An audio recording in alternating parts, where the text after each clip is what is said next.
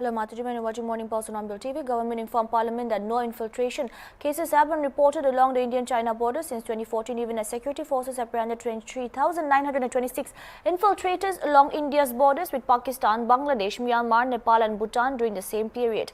As per an official data tabled in the Lok Sabha, the Indian-Bangladesh border accounted for the highest number of apprehensions, followed by the border with Myanmar, Pakistan and Nepal, Bhutan.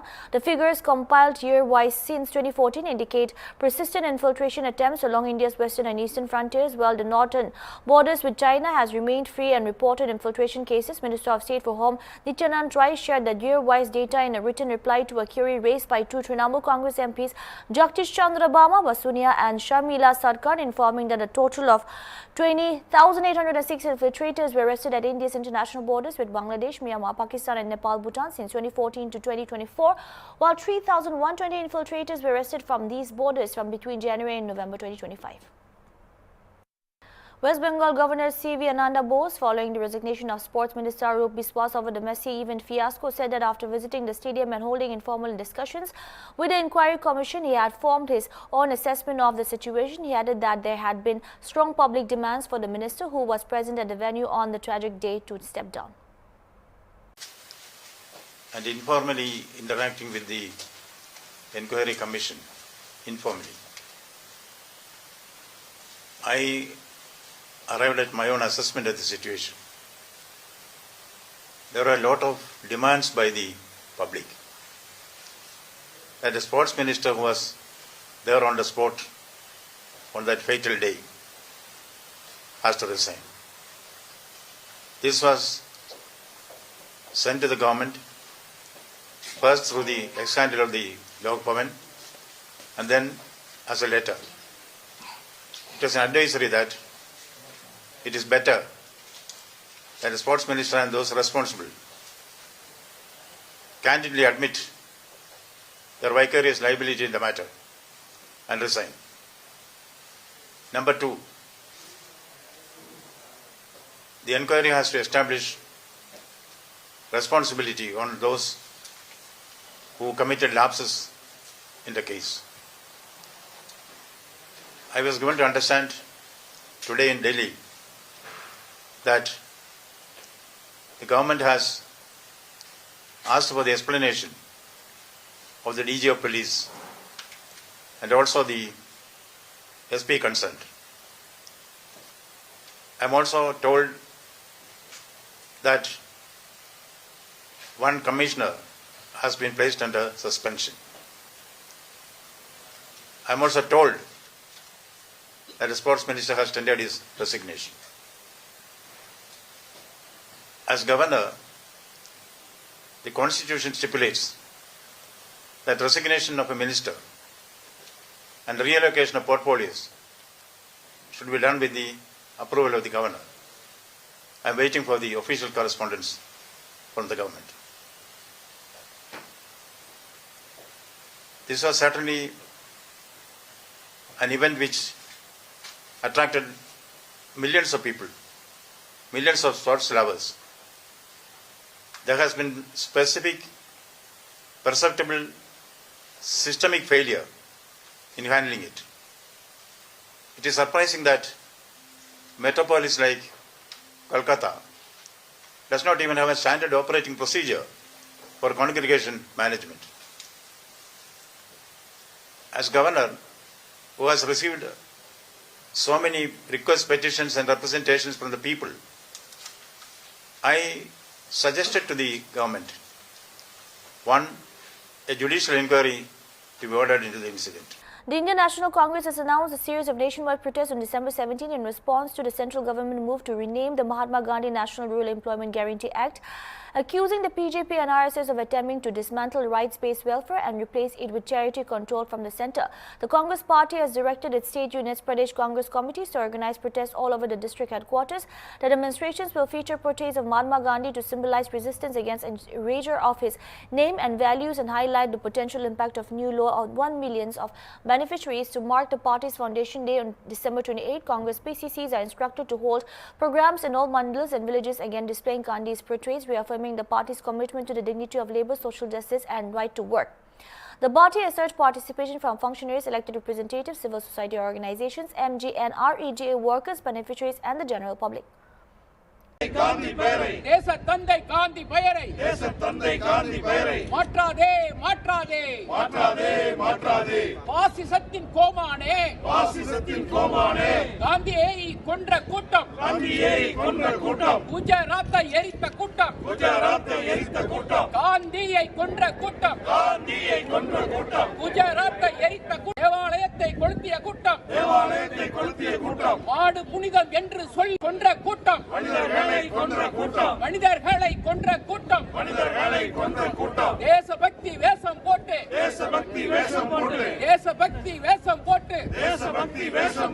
நாட்டையே எரிக்கிற கூட்டம் கொல்லாதே மக்களை கொல்லாதே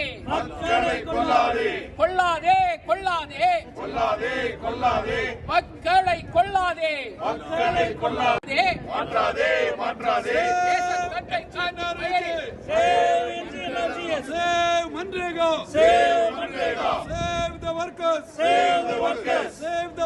Save the workers! Save rural India! Save rural India! Don't kill Manrega! यहाँ पे कुछ भी बेकार नहीं हुआ है। तो पूरा झगड़े में हमारे किसान भाइयों का नुकसान हो रहा है, उनके ऊपर अत्याचार हो रहा है। मनरेगा को बंद करना बंद करो। गरीब विरोधी बीजेपी सरकार मुर्दाबाद। ग्रामीण गरीब विरोधी बीजेपी सरकार मुर्दाबाद। ग्रामीण गरीब विरोधी BJP leader Mukhtar Abbas Naqvi weighed in a Congress disapproval of MGNREGA being replaced with VBG Ramji. He stated that the opposition party and its problem with Lord Ram's name is the reason for the objection. He also mentioned that its route to development for the underprivileged sections and other issues in true schemes with Ramji in its name. Then the problem for Congress is not MGNREGA but only the inclusion of Ramji. देखिए, कर्तव्य पथ से लोक कल्याण का रास्ता जी राम जी के रास्ते से ही जाएगा। अब दिक्कत यह है कि कर्तव्य पथ से लोक कल्याण का रास्ता अगर जी राम जी के रास्ते से जा रहा है, आत्मनिर्भर के भारत का रास्ता जी राम जी के रास्ते से जा रहा है, गरीब कल्याण का रास्ता जी राम जी के रास्ते से जा रहा है, तो कांग्रेस पार्टी की प्रॉब्लम जो है वो मनरेगा के नाम बदलने को नहीं है। कांग्रेस पार्टी की प्रॉब्लम है कि ये जी राम जी क्यों आ गया, क्योंकि इनकी जो राम जी को लेकर के जो इनकी असहिष्णुता है, इनकी जो इनटॉलरेंस है, वो एक बार फिर से उजागर हो रही है। और दूसरी चीज़ ये कि इनके दिमाग में ये रहता है कि जो भी सरकार की योजनाएं हैं, चाहे वो 2 दशक पुरानी हो, चाहे 4 दशक पुरानी हो, चाहे जो है वो 5 दशक पुरानी हो, उनका जो है वो नाम जो है वो नेहरू जी के नाम पे होना चाहिए, इंदिरा जी के नाम पे होना चाहिए, राजीव गांधी जी के नाम पे होना चाहिए, राहुल गांधी जी के नाम पे होना चाहिए, प्रियंका गांधी जी के नाम पे होना चाहिए, या उनके और परिवार के नाम पे। उनका जो है वो कहीं पे उसमें राम जी का नाम आ गया है शॉर्ट फॉर्म में ही, जी राम जी का नाम, या गरीब कल्याण की बात आ गई, तो फिर उनको जो है वो कभी भी उस चीज़ें हजम होती नहीं है, और इसीलिए इस तरह का हुड़दंग हंगामा और हाहाकार करते हुए ये दिखाई पड़ते हैं। Meanwhile, Priyanka Gandhi said that by introducing a bill to repeal MGNREGA, BJP government wants to snatch a legal guarantee of employment from crores of workers across the country. The bill is against crores of workers, Gram Sabhas and Gram Panchayats. It should be withdrawn immediately. ये मेरे ख्याल से लोगों की सनक है कि हर चीज़ का नाम बदलना है, और जब नाम बदला जाता है तब खर्चा होता है सरकार का, केंद्र का। ये एक अलग बात है। ये योजना महात्मा गांधी जी के नाम पर है। महात्मा गांधी जी हमारे राष्ट्रपिता हैं, उनका अपमान नहीं होना चाहिए। तीसरी और सबसे ज़रूरी बात, नाम बदलने से ज़्यादा ज़रूरी ये बात है कि जो अधिकार इसी सदन में सबकी सहमति से जब वो कानून बना, तो यहाँ एक भी राजनीतिक दल नहीं था जिसने सहमति नहीं दी, तो सबकी सहमति से ये कानून बना कि रोजगार का 100 दिन का अधिकार जो सबसे गरीब जन है इस देश का, उसको मिलना चाहिए। अब इन्होंने बहुत चालाकी की है, क्योंकि ऊपर से ऐसे दिखता है कि सिर्फ नाम बदल रहे हैं और 100 से 125 दिन को बढ़ा रहे हैं इसे, लेकिन इसको अगर ठीक तरह से पढ़ा जाए तो इसमें 2-3 ऐसे विषय हैं जिनसे ये योजना कमजोर क्या ये खत्म हो सकती है। और मैं आपको समझाती हूँ कि ये क्या है ये विषय। सबसे पहला कि इन्होंने 100 से 125 दिन की बात की है, लेकिन कमाई की को बढ़ाने की कोई बात नहीं की है। आज अगर आप किसी भी प्रदेश में जाएंगे, आपको पता चलेगा कि जो मनरेगा का बकाया अभी मिला नहीं है। तो जहाँ जहाँ जाएंगे मजदूर यही कहते हैं कि अभी हमें पैसा नहीं मिला है। तो आप उतना पैसा नहीं दे पाए हो। केंद्र पहले 90% केंद्र की जिम्मेदारी होती थी कि केंद्र पैसे देगा। आज उन्होंने इस विधेयक से ये चाहते हैं कि वो कम हो जाए। तो जब वो कम होगा तो प्रदेश को देना पड़ेगा। जो गरीब प्रदेश है वो दे ही नहीं पाएंगे। इतना भार, इतना बोझ पड़ जाएगा उनकी अर्थव्यवस्था पर कि वो दे ही नहीं पाएंगे। जब दे नहीं पाएंगे तो क्या होगा? योजना खत्म हो जाएगी। दूसरी बात, आज जो गांव में काम होना है वो कौन तय करता है, कौन निर्धारित करता है? ग्राम प्रधान, पंचायत में निर्धारित होता है वो, और उसके लिए पैसे वहीं पे भेजे जाते हैं। अब क्या होगा कि केंद्र में निर्धारित होगा। अरे केंद्र में यहाँ पे दिल्ली में बैठे हुए इन लोगों को क्या पता कि आपको कौन सा कुआं चाहिए, आपको कौन सी दीवार बनानी है, आपको किस चीज की मरम्मत करनी है, नहीं पता चलेगा। और इससे क्या होगा कि जो अधिकार आपने पंचायतों को दिया था, पंचायती राज द्वारा जो 73वां जो कानून था, संशोधन था, उसके तहत जो आपने अधिकार दिया था वो भी खत्म हो जाएगा। इसका मतलब है कि आप केंद्र में आप सारी सत्ता चाहते हो, आप ये निर्णय लेना चाहते हो कि कितना पैसा किसको कब भेजेंगे, किस काम में जाएगा, आप ये निर्धारित यहाँ केंद्र में करना चाहते हो। प्रदेश को आपने सारे पूंजी की जिम्मेदारी दे दी कि भाई तुम ही लगाओ इसमें पैसे। और जो पंचायत में है, जो गांव में है, उसका क्या होगा? उसको जो अभी मजदूरी नहीं मिल रही है उसका क्या होगा? 125 दिन कहना आसान है, उसके पैसे दोगे? खुद कह रहे हो कि नहीं देंगे, तो क्या होगा? स्कीम खत्म हो जाएगी, एक साधारण स्कीम बन जाएगी जो बाकी सरकारी स्कीम है। इसमें जो अधिकार है, जो ग्रामीण जनता के लिए, जो हमारे सबसे गरीब भाई बहनों के लिए जो अधिकार है वो खत्म करने जा रहे हैं। और आप जहाँ भी जाएंगे इस देश में, दूर से पता चल जाएगा कि ये मनरेगा का लेबर है, ये मनरेगा का मजदूर है। दूर से पता चल जाएगा।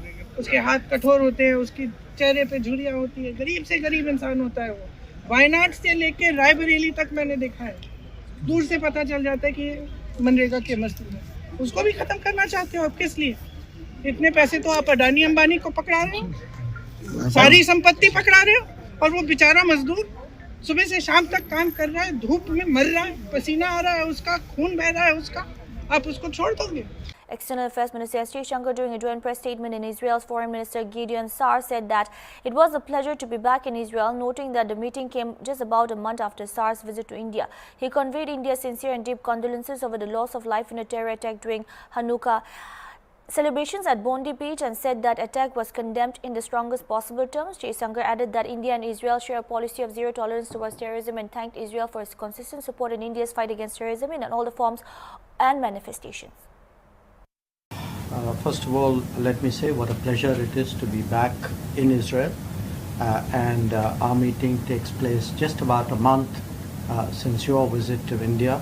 It gives us a chance to continue the conversation about the direction of our ties and all that we have achieved and we hope to do further. But before I begin, let me first of all convey our very, very sincere, deep condolences at the loss of life due to the terror attack at the Hanukkah celebrations in Bondi Beach.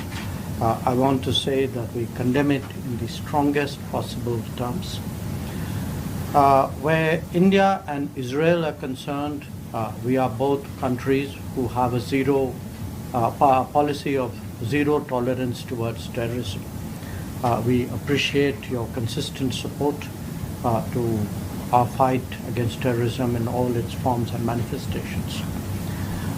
Today, Minister, we will, as you noted, be discussing our strategic partnership, which has really developed very significantly in the last decade. It has a G2G dimension, a B2B dimension, one between P2P between peoples as well.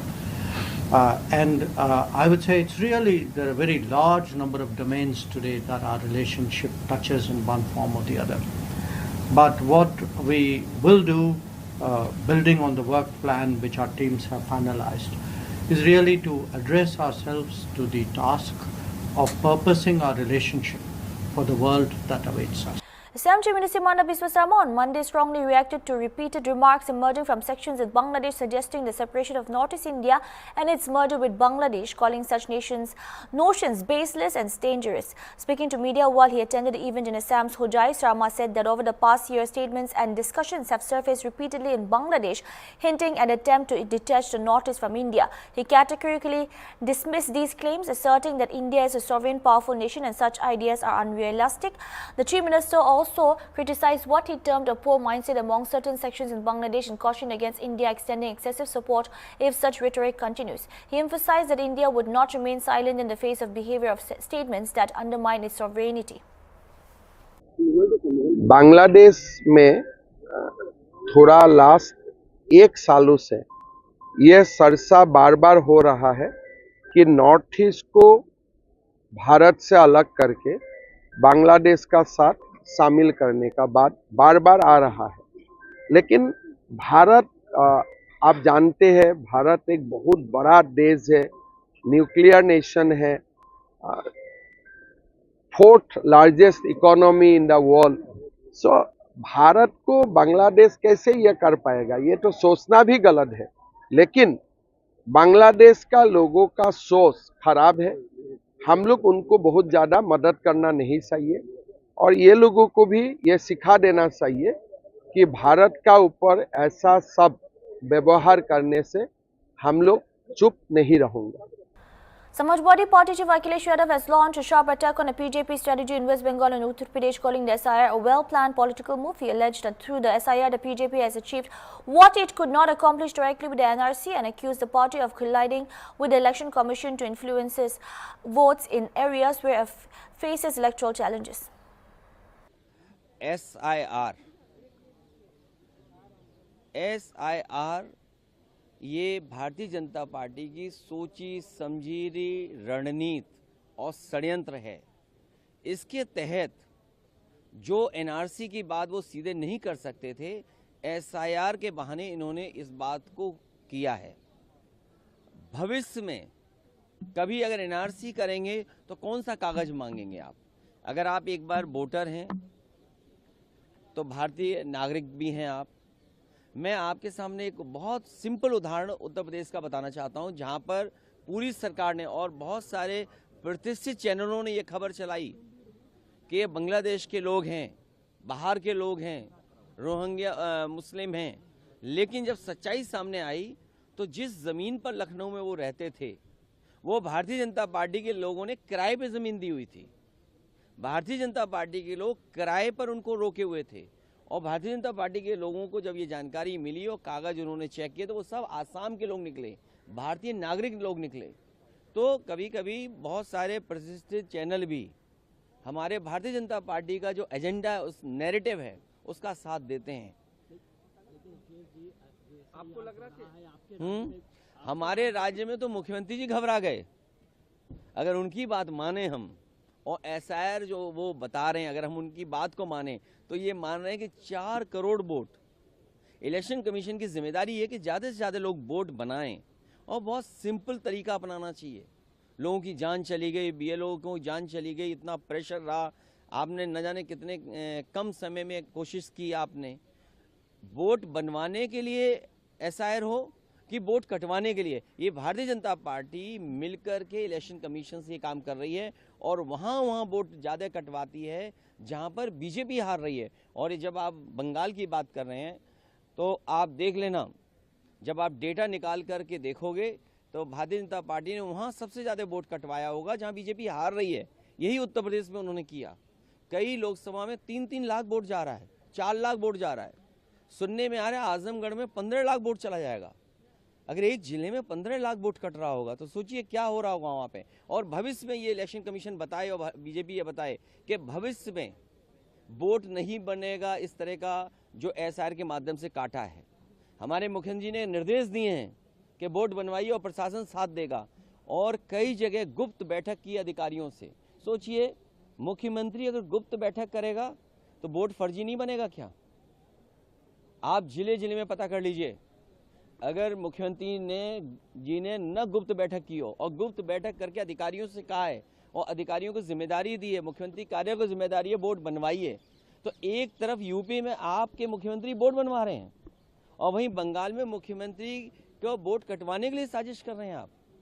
ये लोकतंत्र मजबूत होगा कि कमजोर होगा इससे? Sir, आज नड्डा जी ने इलेक्शन रिफॉर्म्स के ऊपर जब बोल रहे थे तो उन्होंने कहा कि कई सालों तक दूसरी पार्टी के साथ भी, जैसे जो रूलिंग पार्टी थी उसके अंदर ईसीआई रहा, पर कभी किसी ने सवाल नहीं उठाया। आप लोग जैसे इलेक्शन कमीशन पे सवाल उठा रहे हैं तो हम लोग तो हमेशा सवाल उठाए हैं, हमारा पुराना ट्रैक रिकॉर्ड उठा दीजिए, हमेशा सवाल खड़े किए हैं। और फिर इतनी बेईमानी, आप रिवॉल्वर से आप वोटर को घर से बाहर नहीं निकलने देंगे? क्या रामपुर का चुनाव आपको याद नहीं है? किसी वोटर को घर से बाहर नहीं निकलने दिया। मीरापुर का चुनाव आप भूल जाएंगे जहां पर रिवॉल्वर लगा करके लोग खड़े हो गए। सीसीटीवी सरकार के पास है। मैं तो आज कहता हूं, जो चुनाव कुंदरकी में हुआ है जहां पर कभी भी भारतीय जनता पार्टी जीत नहीं सकती थी, आप कुंदरकी का जो रिकॉर्डिंग है आप निकलवा करके देख लीजिए। पुलिस ने प्राइवेट ड्रेस में वोट डाला है, प्राइवेट ड्रेस में पुलिस ने वोट डाला है और इसीलिए इलेक्शन कमीशन सीसीटीवी नहीं दे रहा है। आप कुंदरकी का चुनाव देख लो, मीरापुर का चुनाव देख लो, आपके पास वो रिकॉर्डिंग होगी जहां पर अयोध्या में जो चुनाव हुआ था मिल्कीपुर में, वहां पर एक व्यक्ति कह रहा हम 6 वोट डाल के आ रहे हैं, एक मंत्री का सहयोगी पकड़ा गया, मंत्री उसी जिले में थे। आप क्या इलेक्शन कमीशन के बारे में हम बोलें आपको? हमने तो चुनाव लुटते हुए देखा है, अपनी आंखों से चुनाव लुटते हुए देखा और कुछ नहीं कर पाए। तो इससे लोकतंत्र मजबूत नहीं होगा। अगर हमने देखा तो जनता ने भी देखा। आप मीरापुर की जनता से पूछ के आइए, कुंदरकी की जनता से पूछ के आइए, अयोध्या की जनता की पूछ के आइए। आप अंबेडकर नगर में वो कटहरी, वो भी सांसद हैं, उनके परिवार की पत्नी चुनाव लड़ रही थी, वहाँ के जिलाधिकारी ने कहा चुनाव लड़ाएंगे। फर्रुखाबाद का लोकसभा का चुनाव आप पता कर लीजिए, डीएम को निर्देश गए कि रिजल्ट बीजेपी के पक्ष में आएगा, सपा के पक्ष में नहीं आएगा। बिजली कितनी बार काटी गई, लाठी कितनी बार चलाई गई और डीएम ने और एसएसपी ने पैसा लिया था। बेईमानी नहीं करेंगे, ये बात मैं ऑन रिकॉर्ड कह रहा हूँ। That's all we have for now. Keep watching on Bill TV.